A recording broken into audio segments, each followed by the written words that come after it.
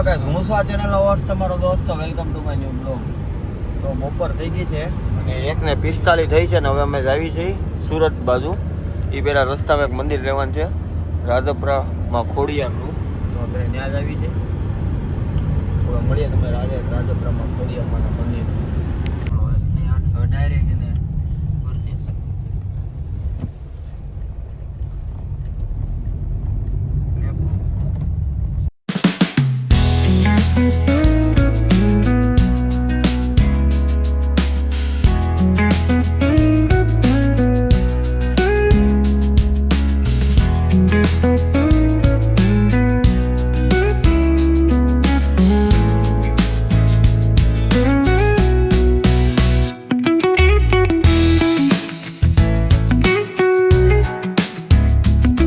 Finally મિત્રો અમે રાજપરા ખોડિયારમાંના મંદિરે ભોગી ગયા હતા.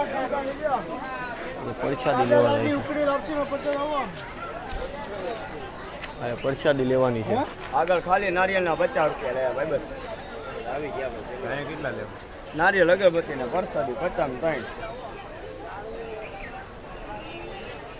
આપી દો. હાલો, હું વિચારો છું આપી દો બધાને આપું. ના એક આપું.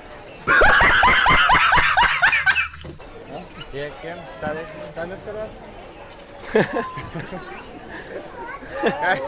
5000 આખું માર્કેટ છે. આખું માર્કેટ.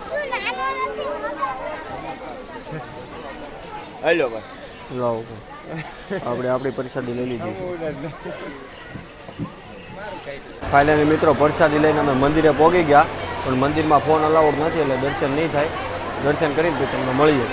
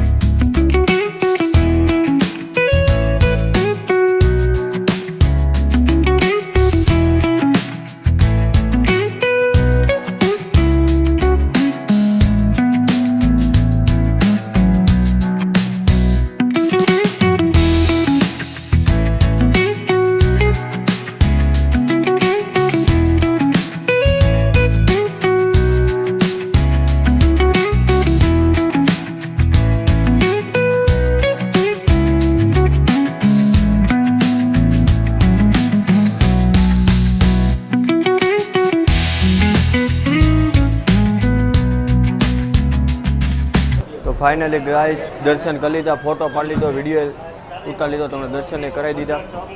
હવે એવા છે આઈસ્ક્રીમ ખાવા.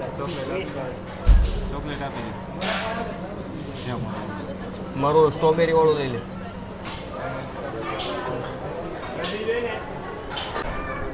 બરફનું શરબત પીવું. લાવે પાણી.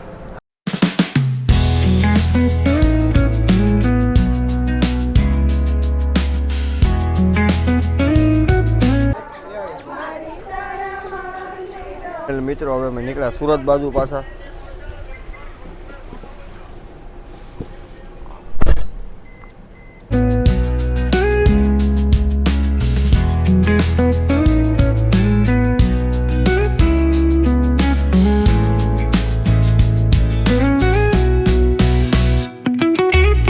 ખોડિયારમાં મંદિરે નીકળી ગયા, રસ્તામાં ઊભા રહી ગયા છે ગેસ પૂરવા માટે.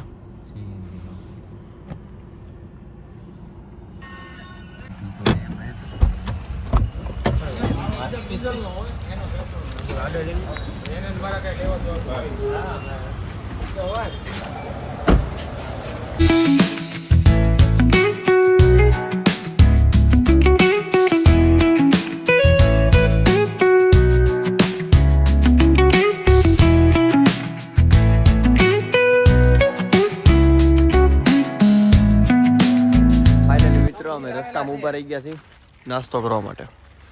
મકાઈનો સેવડો લેવા જ ઘરેથી. ભાઈ ચા હું તારે આમનું ખાઈ લઈએ. હે ભાઈ?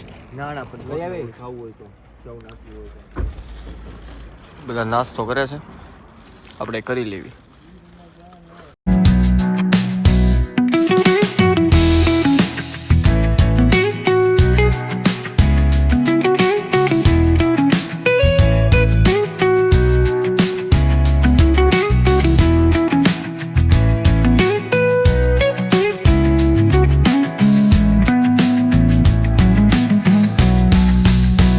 સંદીપ ધોની કઈ ટીમમાં ધોની કઈ ટીમમાં છે હે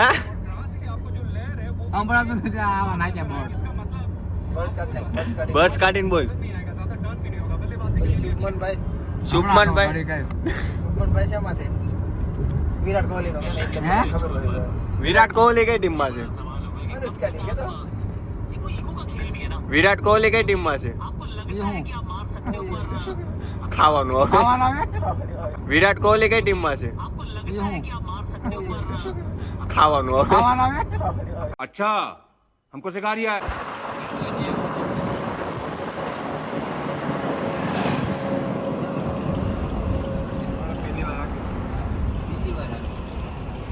મિત્રો અમે ઘર બાજુ જતા હતા બસમાં ઋષિતભાઈના બેનની ઘરે થોડું કામ હતું ત્યાં પતાવીને પછી અમે હવે આવ્યા છે ભરૂચમાં કાઠિયાવાડી હોટલે ખોડિયાર કાઠિયાવાડી ઢાબા હા ખોડિયાર સિવાય કોઈ ફાવે નહીં બીજું જમવાનું ખોડલ ને ખોડલ હવે અંદર આવી છે જમવા માટે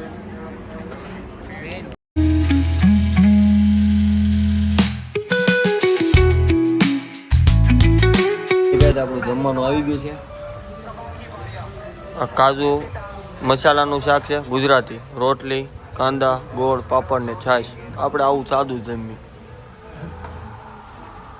આ ભાઈને સ્પેશિયલ દહીં તીખારી જોવે આમે મેચ હાલે છે અમે નથી જોતા એ ભાઈ કીધું અમે બે પણ આ ભાઈ એમ કીધું હતું કે અમે 6 જણા પેલા ભાઈ કીધું 6 લાઈનમાં બે કે એવું નથી કે ખબર તને જ પડે છે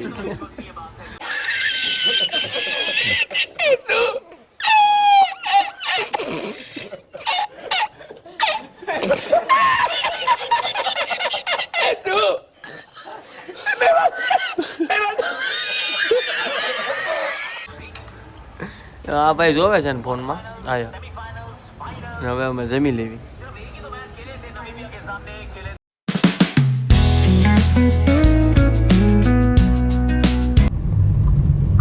કોણ બોલો તમારો નંબર લખેલો હતા ઓલા આપણે ભરૂચ વાળી હોટલે ભરૂચ વાળી હોટલે તમારો નંબર લખ્યો હતો એટલે ફોન કર્યો કોણ બોલો ટોયલેટમાં નંબર લખ્યો તમારો કોલ એમ એટલે અરે આ પણ રોંગ નંબર છે તો ઓકે ફાઇનલી મિત્રો અમે જમીને નીકળી ગયા હતા એમાં આ ભાઈના ફોનમાંથી આપણે થોડી કોમેડી કરી લીધી હવે આવી સુરત બાજુ સુરત હવે 55 કિલોમીટર જેવું રહ્યું છે હા એમાં હું ટોયલેટ ગયો ને તો ટોયલેટમાં કોકનો નંબર લખ્યો એમાંથી મેં ફોન કર્યો અને આ ભાઈનામાંથી ફોન કર્યો અને થોડીક વાર્તાલાપ કરી ભાઈ કે રોંગ નંબર તો સારું તો ભાઈ મારી ભૂલ છે હવે આવી છે સુરત બાજુ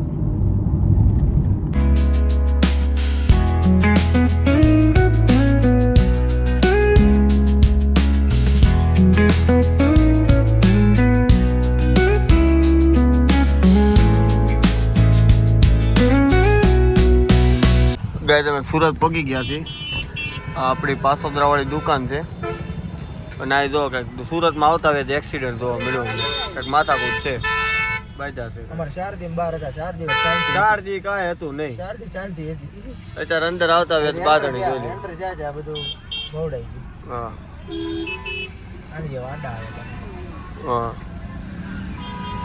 એટલે ગાઈસ અમે પહોંચી ગયા છે સુરત જતીનભાઈને ઉતારી દીધા છે અને હવે મારું ઘર આવી ગયું છે હવે અહીંથી કટકે બધાને ઉતારવા જાય પહેલાં મને ઉતારશે પછી આ ભાઈને ઉતારશે અમે કેનિલભાઈને ઉતારશે પછી આ બે ભાઈ ગાડી લઈને વયા જાય હવે ફાઇનલી આપણી ટ્રીપ પૂરી થઈ ગઈ ભાઈ અને હવે ટ્રીપ ક્યારે થાય એનું કોઈ નક્કી હવે ટ્રીપ ક્યારે થાય કેટલો ટાઈમ લાગી જાય કાંઈ છે નક્કી નહીં પણ બધાને બહુ મજા આવી ભાઈ હવે તો મળીએ પાછા નવા વિડીયોમાં કાલથી પાછા કામ ધંધે લાગી જાઉં સવારથી સાંજ સુધી દુકાને દઈશું તો કંઈક બહાર જાવું તો પાછા બતાવજો પણ આન જેવા તો બ્લોગ ન ઉતરે હમણાં જે 5-6 દિવસના જે મજા આવી છે માથાકૂટ કરતા તો બ્લોગ ઉતરશે નહીં પણ જે હશે એવું તમને બતાવશું તો મળીએ નવા વિડીયોમાં જો વિડીયો ગમે તો લાઈક કરજો શેર કરજો યુટ્યુબ ચેનલને સબસ્ક્રાઈબ કરજો ત્યાં સુધી લાલભાઈને જય Shri Krishna thank you for watching bye